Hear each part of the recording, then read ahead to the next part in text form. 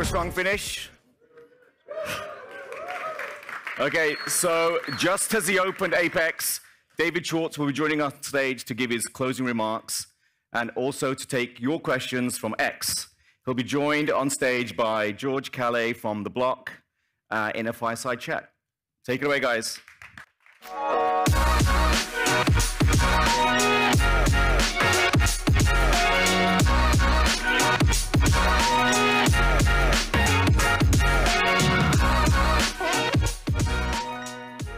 David, thanks for joining me. George, you look good. You've been working out?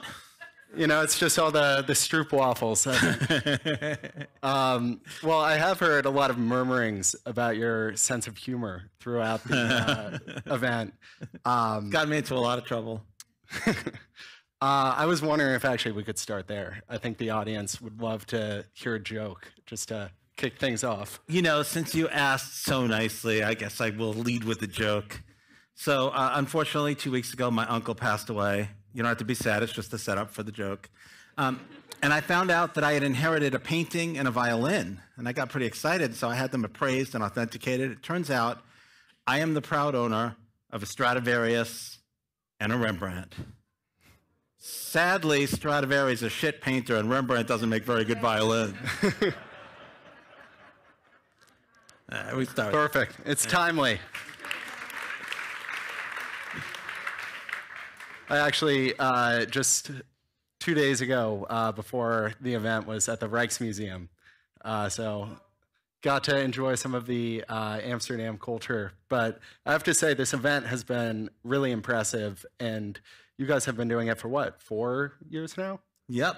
Wow. So I guess it would be great to hear a little bit about what you took away from this year's event and kind of how the whole experience has evolved over the past couple of years.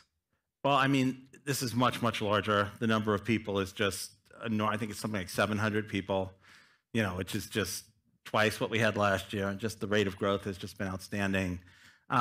There's been kind of a change in the people. There's still a lot of developers, a lot of business people. But I think for the first time, I think we've seen a lot of people who are just like sort of retail end user participants who are coming to see what's going on. And that's super exciting.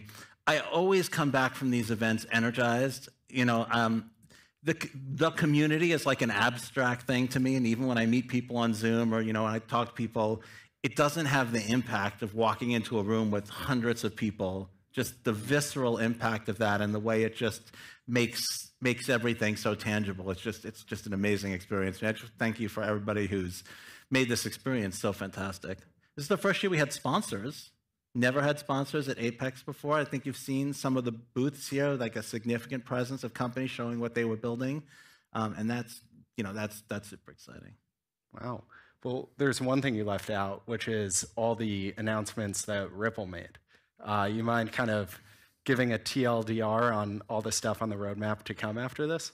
Well, so two of the announcements are kind of funny. So we announced the name of the Ripple stablecoin as Ripple USD. That's what probably most of you were calling it anyway, so not very surprising announcement. The ticker symbol, RLUSD. Congrats to the Twitter sleuths who figured that one out before the announcement too. That's by the way, Twitter sleuths are just absolutely amazing. You just cannot keep anything secret in the social media age. Then there was the announcement of the name of the XRP Ledger EVM sidechain, which is the XRP Ledger EVM sidechain. I know, again,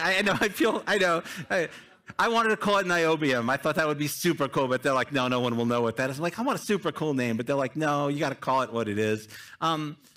But, you know, I think that's important. I think some people have thought about it just as like, oh, we have that too, just trying to check a box. But I think that's going to become a valuable part of the ecosystem, you know, with XRP as its native token and the Axelar bridge.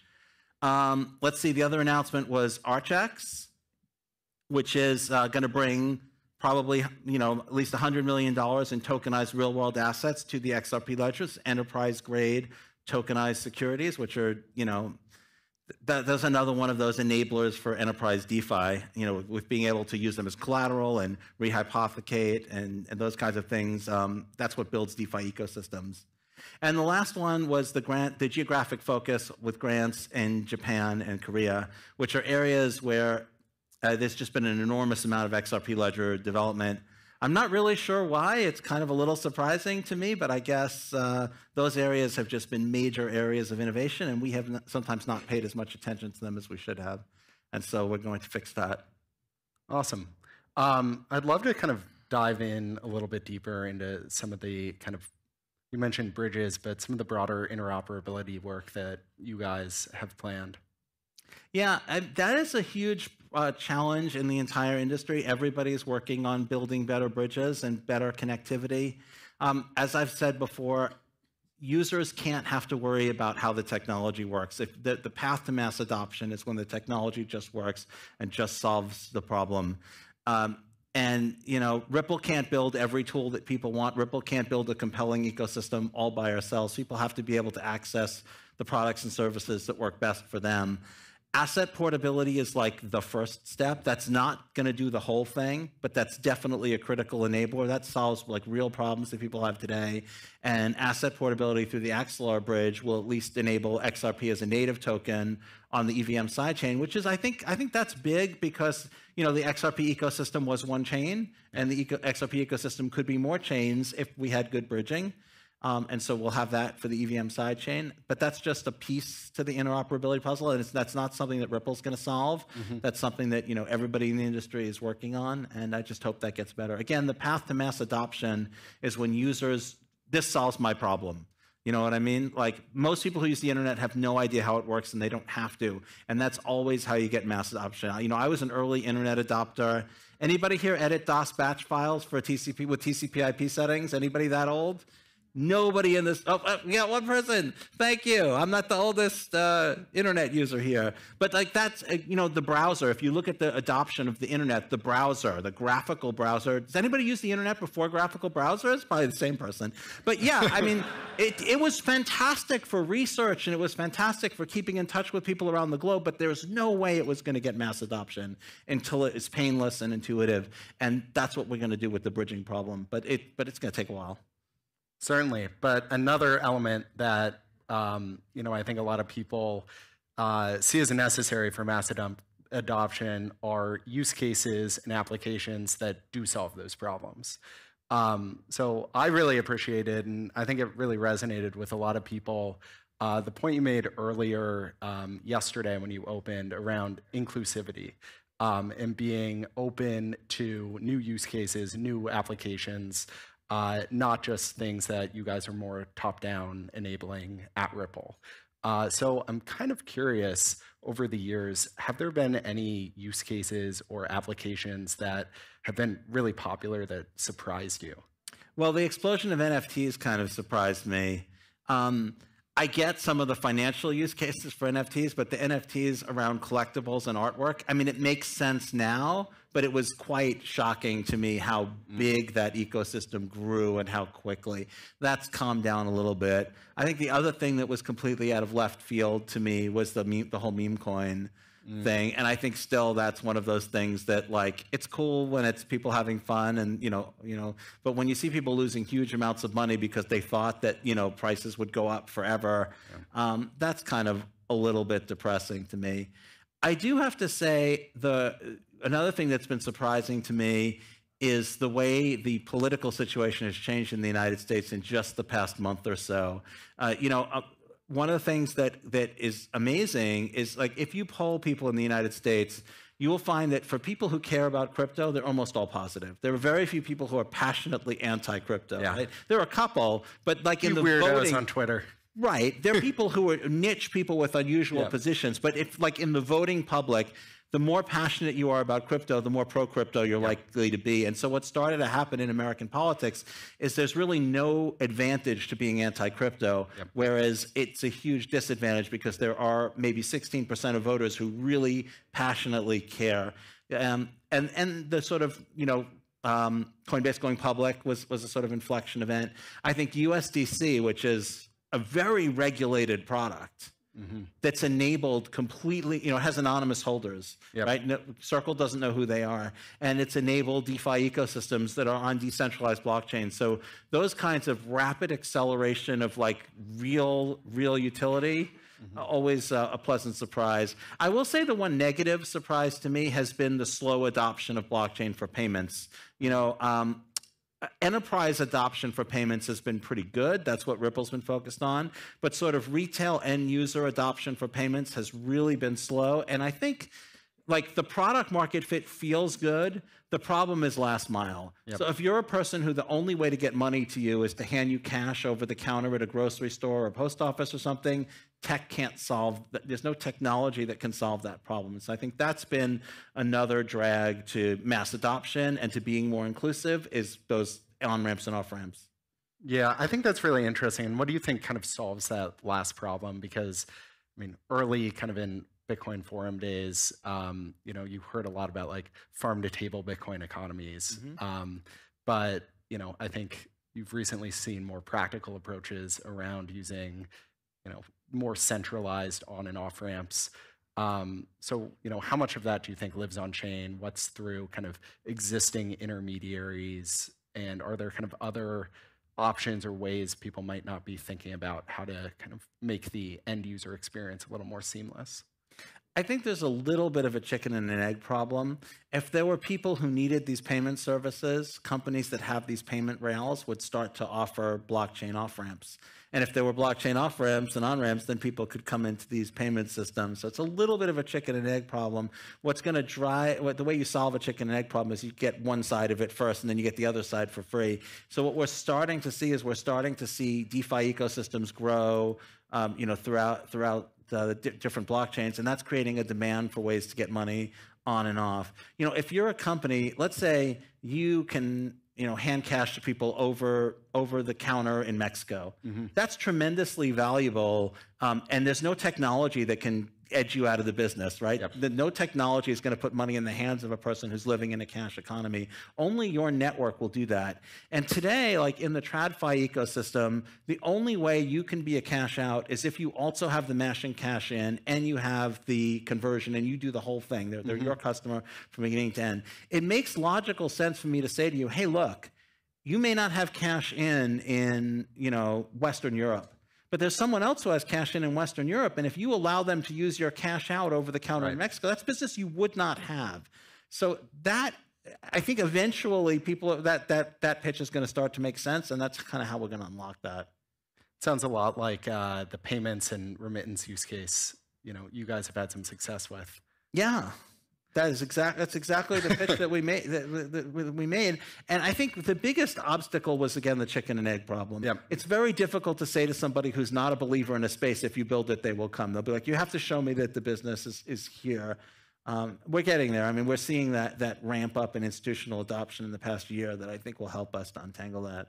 Another chicken and the egg I often see is around real world assets or RWA, particularly when you kind of think about large funds, say like tokenizing a credit fund or something, where there are a lot of purported advantages around distribution. There's also some like purported efficiency gains.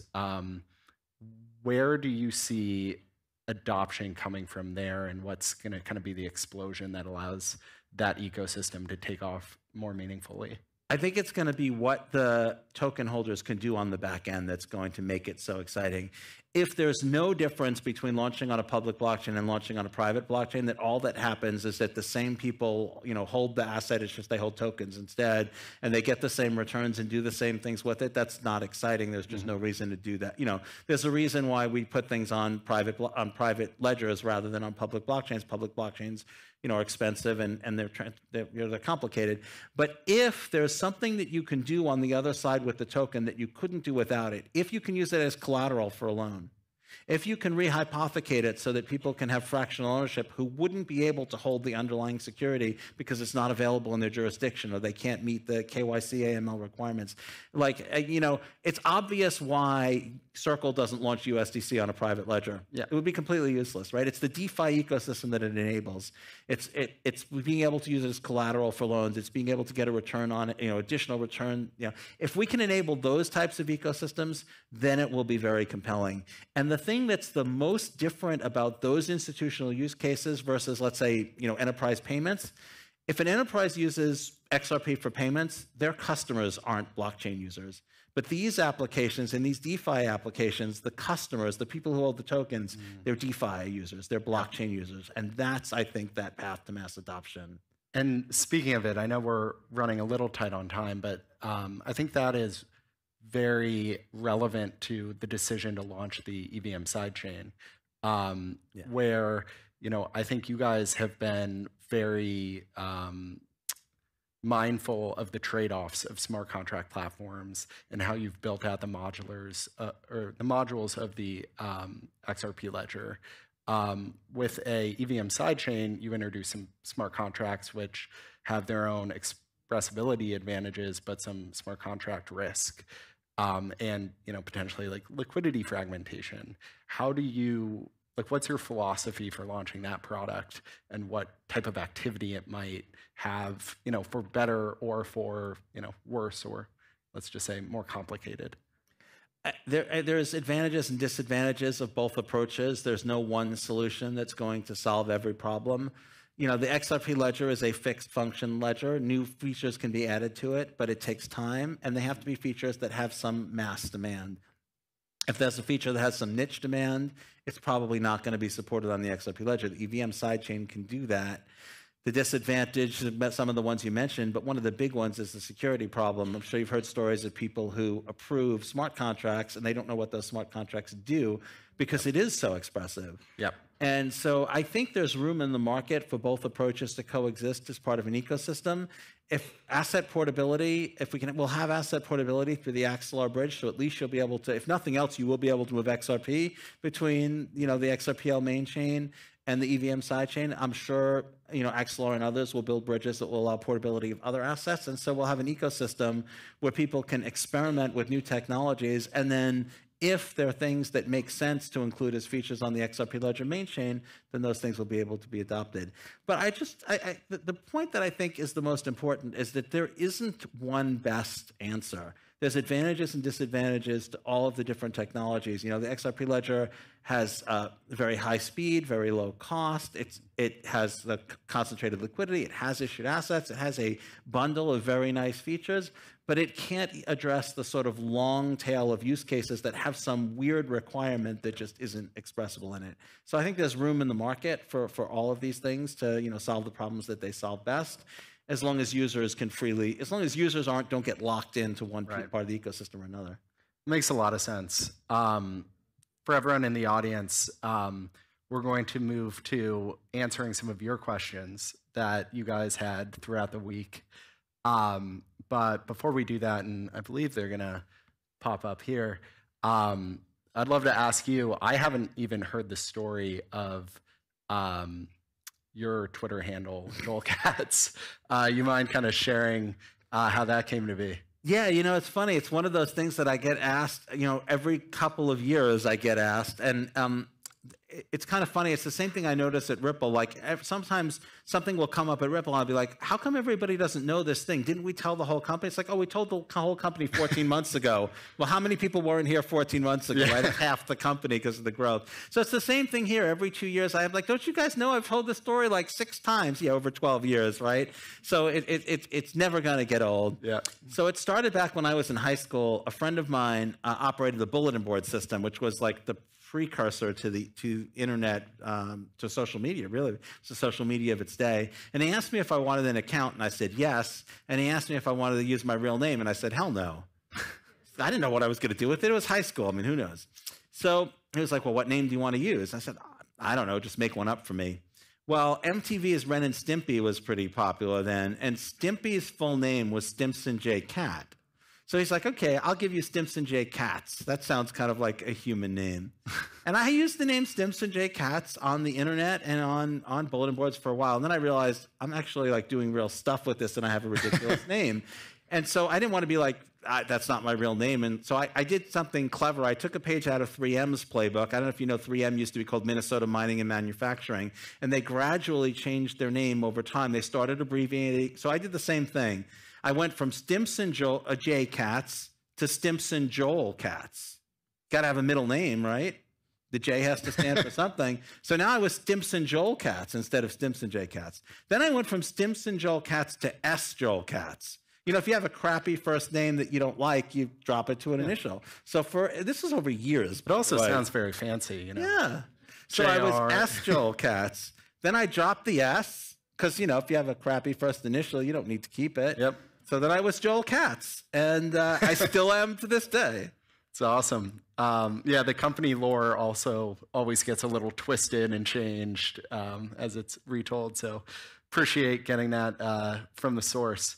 But our first question is around, you know, really what's going to be driving value to XRP, particularly kind of around the cross-border and sort of more like enterprise payments and financial use cases. Yeah, so you guys can all see the question on the screen. I think the big thing that's gonna keep XRP like in its central role is its privileged place on the XRP ledger.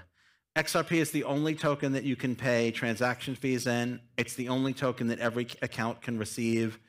The payment engine during pathfinding always looks for XRP liquidity first, and XRP is auto-bridged through the order book, so XRP liquidity is sort of preferentially taken over to other types of liquidity just from order crossing. So XRP is always going to have a special place as a sort of liquidity tool on the XRP ledger. In the payment space, I think XRP, because of, you know, high speed, low cost, and the sort of lack of things like MEV and you know, block producers who are trying to tax transactions, it's going to remain a good intermediary currency for international payments. Ripple's going to continue to use it for cross-border payments, you know, where it works well. We're not going to make our customers use an inferior solution to make us happy. You know, it's on us to make XRP, you know, be a viable solution. But again, the big thing, I think one of the things probably motivating this is the launch of the stablecoin with the idea that like one will cannibalize the other. I just want to make a point that like the current use for XRP is a tiny fraction of the things that people could be using it for. The market is so early and we can't, it's impossible for us to cannibalize ourselves. It's, you know, like if an ecosystem is 1% of what it should be, trying to fight over that 1% is just, that's not what's going to happen, right? We want to we want to grow the pie, and I think there's lots of room for XRP to grow, and there's lots of room for a stablecoin to grow and to be used, you know, in different use cases. There are some use cases where volatility is absolutely fine, and of course, in some use cases like the AMM, where volatility is actually a plus. Mm-hmm. Particularly for cross-border payments, you don't have to hold the asset for very long. So if you're thinking, well, I want to use an asset for cross-border payments, but I don't want to be exposed to its volatility, there are plenty of entities who consider exposure to XRP volatility a net positive, right? Like there are people, like if you wanted to have exposure to any cryptocurrency, whether it was you know, XRP, Bitcoin, Ethereum, if you wanted exposure to it, you would generally pay for that exposure. That's why people hold Bitcoin, right? They want exposure to the upside. They pay for that upside. And so if you're worried about exposure to both the upside and the downside in payments, there are any number of parties who will gladly take the upside and downside, you know, together. So it's not a barrier. Makes sense. I think with that, let's flip to the next tweet. All right. This is interesting. Around the 10-year goal for XRPL and what's really kind of changed over the years. In the very early days, I think my first vision or goal for the XRP ledger was this idea of public pools of liquidity that anybody could contribute to and draw off. So the idea was, let's say you needed to make a payment to somebody, you know, in Mexico. Mm-hmm. What you would normally do today is you would find somebody who, for a fee, keeps money in Mexico to make that payment. They don't want to have money in Mexico. That's not their thing. They're just doing that to get your business, and they're paying you for like the privilege of having that money ready to go in Mexico. But there's probably people who have money in Mexico who don't need it there. There's probably some guy who owns a chain of grocery stores in Mexico and lives in San Diego, and he's probably paying 6% to go the opposite way, right? Everybody's trying to get money into Mexico. This is the one guy who's trying to get money out, and he's probably paying 6%. Someone's like, oh, you have a niche use case that nobody else has. I'm the only, right? That's ridiculous. If we could bring those two people together, and that was that first vision, the idea that like anybody who had money and didn't need it where it was could offer it to people who needed money there, a sort of global market for capital to reduce the need to pre-fund and pre-place. I think that that's still happening. I think the challenge there is I don't think I realized how critical good on-ramps and off-ramps would be to making that work. the technology can't hand money to somebody who needs to have cash. I think the vision now is similar to what drove the adoption of the internet, similar to what drove the adoption of like the international movements of goods. Enterprise adoption that paves the way for retail adoption is, I think, what looks like what's going to happen, at least based on, the past 2 years.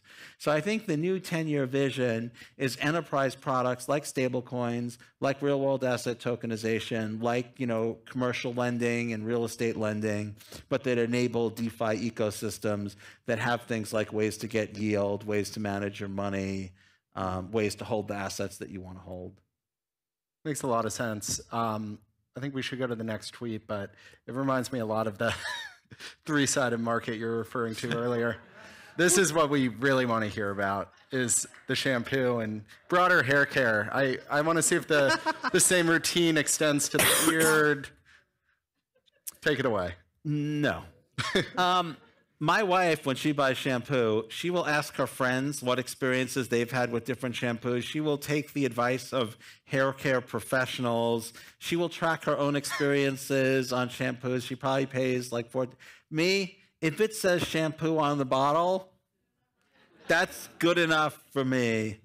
The beard, my beard care routine has changed. First of all, I will never have Brad Garlinghouse's beard game. He will always... It's just never going to happen. So it used to be when my beard annoyed me, I shaved it off. I just let it grow until it annoyed me, and then I shaved it off. Now I trim it when it annoys me, and then when that annoys me, I guess I shave it off again. So good to know. I'll take some lessons. What's your routine? I'm getting there. I shaved this morning. So the nice thing about my routine is it requires minimal effort. Yeah. Which I would. My excuse would be it allows me to focus on the more important things in life. But the truth is I'm just lazy. But you know what, though? If you ever want to find the most efficient way to do something, ask a lazy person to do it. Lazy is just a negative spin on efficient. No? I like that. I had to try. Fair enough. All right, let's keep it rolling. Oh, 2 from Panos. Yeah. Sidechains. Yeah, so I would love to see a robust sidechain ecosystem with lots of sidechains. I would love to have a world where someone could have an idea for a new blockchain function and they could launch a new sidechain in minutes and have it handling real money. That would be awesome. We're not there technically yet. The bridging problem is a real one. Everybody's working on it. I think we'll get there. And seamless interoperability, not just for asset portability. Like I said, asset portability is step 1. But we need we need to be able to have an AMM with one pool on one chain and one pool on another chain. We need that kind of real seamless interoperability. We're not there. Subnets, these are interesting approaches. I've talked to a lot of different people with different approaches. They're all good. Well, some of them are terrible, but most of them are good. All the ones that we bother thinking about are good. Nobody has a great one yet. You're right back into those fundamental problems that I talked about. The bridge has to either make a lot of money or not make a lot of money. If it makes a lot of money, I'm paying that money. That kind of sucks. If it's not making a lot of money, it's not going to be maintained. It's not going to be secure. We don't really have it yet. So everybody's working on that problem. But yeah, in the short term for sidechains, having 2 chains, the XRP ledger and the EVM sidechain, I think is going to make the community more inclusive and allow for more rapid development, and at least we'll have asset portability. So I think that's like a baby step on the way to, being able to run. Let's see, my opinion on decentralized crypto collateralized stablecoins. The problem with them is that for that to work, you have to over-collateralize them. And if I'm locking up a whole bunch of a volatile asset, I have to be paid a lot of money to do it.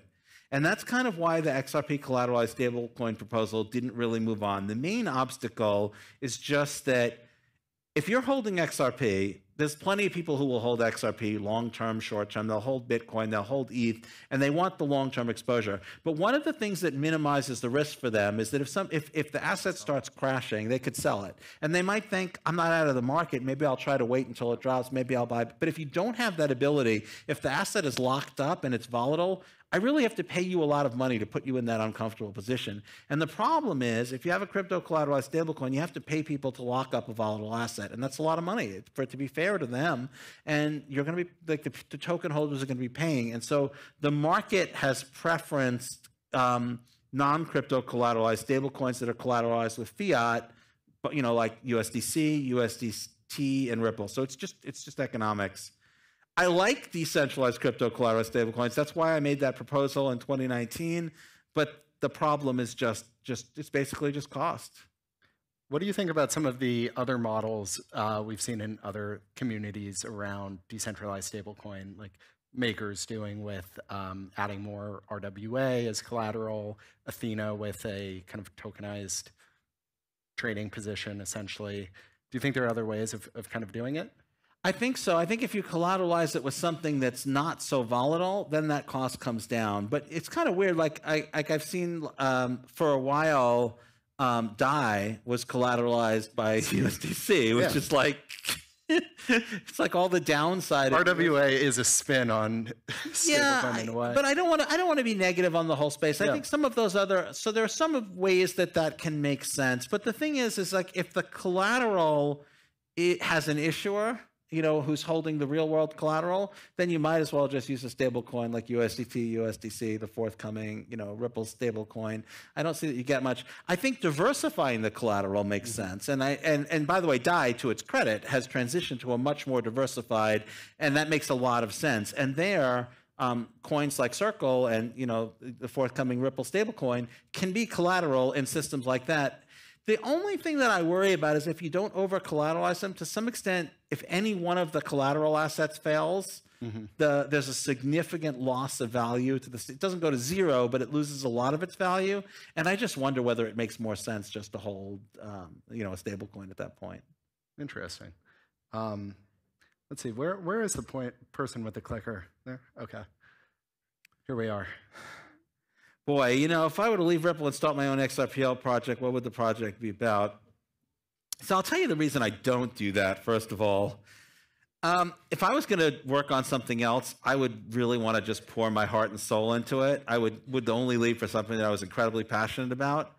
And I don't know that I have another 3 years of 70-hour weeks in me. That's just the way I just get completely absorbed in things. But one of the big things, which is also one of the top 3 ideas I'd like to see built on XRPL that nobody's doing, we need people to arbitrage the AMMs. And we need to make it easy for people to do that. I'm hoping that Hummingbot will provide that capability, but anyone could provide tools to allow people to arbitrage the AMMs. People are leaving money on the table, and AMMs work better when they're aggressively arbitraged against. So just that just makes sense. I really would like to see more real world asset projects that are tokenizing things like treasuries, like these sort of very, very safe assets. One of the things that was exciting to me about the AMM was the ability for people to get a yield. Other ways for people to get yield that's very, very safe, like commercial lending and real estate lending, where it's tokenized on the back end. Those things are interesting to me. I also on-ramps and off-ramps. I know these are very generic. These are very generic, but I think people need to be able to get money into and out of the XRP ledger. I wonder if it would be possible to go around to these companies that have off-ramps and try to convince them that there's value to provide to sort of unbundling this. You look at a remittance company; it has an on-ramp, it has liquidity, and has an off-ramp. I wonder if you could convince them to unbundle. Interesting. And generally, I think a point you've made a few times is around kind of the unbundling of different services within the payment stack. How has that landscape evolved? I mean, now we have crypto market makers, we have on-chain liquidity providers. How does that ecosystem kind of work together? Yeah, it hasn't as much as I'd like to see. I think what happens is that the people who have those types of resources like the bundled service because they think that they can keep more of the value. They don't want to sort of move. They perceive it as moving down market because they perceive that they'll be just sort of commoditized. That is not. It's just not true. If you can deliver cash across a counter somewhere, there's no way that you can be commoditized. But I think they feel that they get a smaller piece of the value. But it's payments they wouldn't have. Getting a smaller piece How you can't get a smaller piece than zero if you wouldn't get any of this payment if you didn't unbundle. So I think we're going to see new crypto native companies that are going to start providing these services, and that's actually a fantastic opportunity for people in this room and companies like Ripple, because these companies are very badly served by the existing players. And so what's nice about that is when you're competing with, you know, someone who charges 20 basis points, you have to charge less than that. If their best alternatives charge 2%, then you can make a pretty healthy, you can move, this is an opportunity to move up market to these crypto natives. So I think maybe I'm glad you put it on this slide, but that is an opportunity. Crypto natives need these types of services, and their margins are much, much higher. You know, if you have a person who's speculating in the cryptocurrency space and you're charging them 2 or 3%, that's lost in the noise of the massive returns they're expecting. Yeah, I mean, we've even found that with, I think a lot of it could even be like fund mandates where people don't even predict they might need to be supplying liquidity on chain, and then there are massive yields people can't even tap. You know, moving back, I guess, to the XRPL, you know, how do you think of some of these other trends that we see? You know, you talked about side chains, but also right now they're talking about modularity. But so to that point, you know, you see things like data availability layers. You see sort of, I guess this is relevant to rollups, but like sequencing as a service. You know, how do you generally kind of take some of those things you see in other ecosystems and assess what makes sense for XRPL? I mean, we try not to steal too much from other ecosystems. It's interesting with this question. It looks like everybody's stealing from us, right? Like we've had pathfinding since 2012, and our impermanent loss strategy. You know, we were the first to develop that continuous auction mechanism.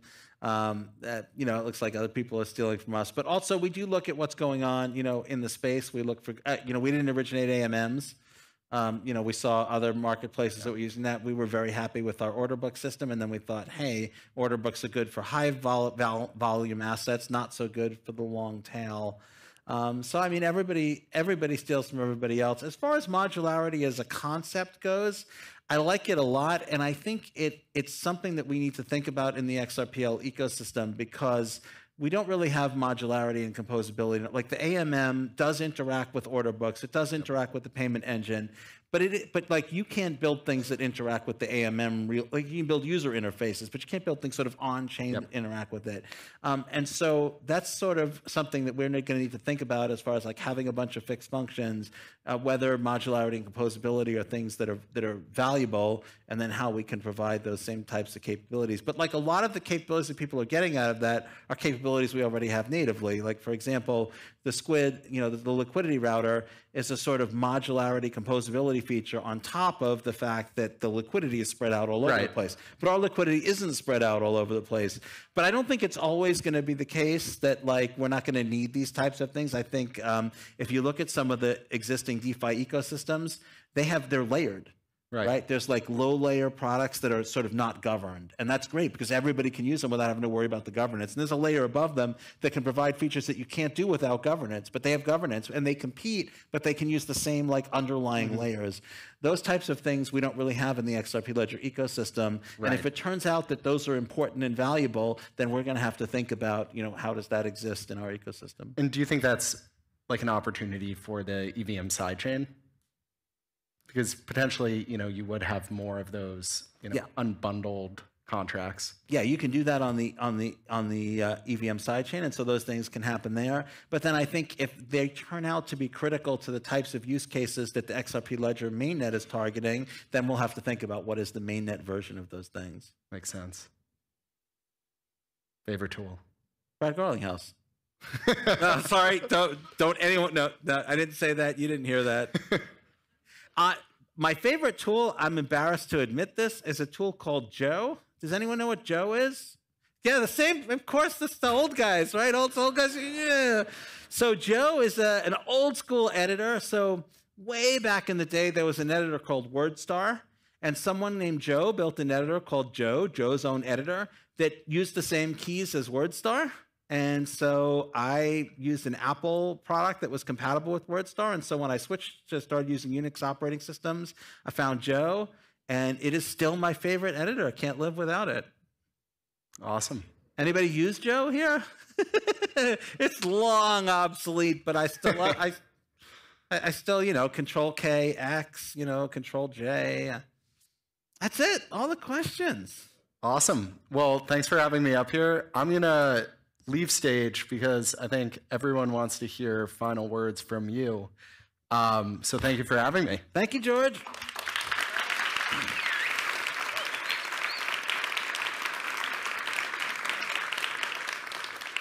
Wow, it's such a privilege to be able to close and to be here. Like I said, I always come back from these events energized. I have the most amazing conversations with people, to see the things that people are building, and to really engage one-to-one with the community, right? It's not an abstract, it's here in this room, it's at this event. I think something like 700 people, the largest Apex ever. Thank you to our sponsors, thank you to our speakers, thanks to everyone who attended, whether you're a developer, investor, builder, retail, traders, users, everyone, thank you so much. I hope to see all of you at next year's Apex in Asia, not you in the second row, but everybody else. Just kidding, sorry, I actually, no, not you, him. No, seriously, I hope to see all of you next year at Apex in Asia. We'll reveal the exact location when we know. Thank you so much. This has just been amazing.